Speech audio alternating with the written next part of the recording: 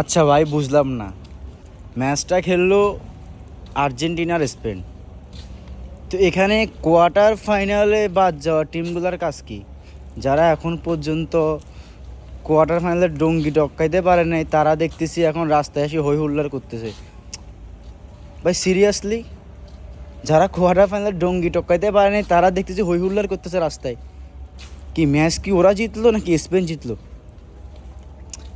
Match কি Brazil জিতলো নাকি স্পেন জিতলো এটাই বুঝতেছি না।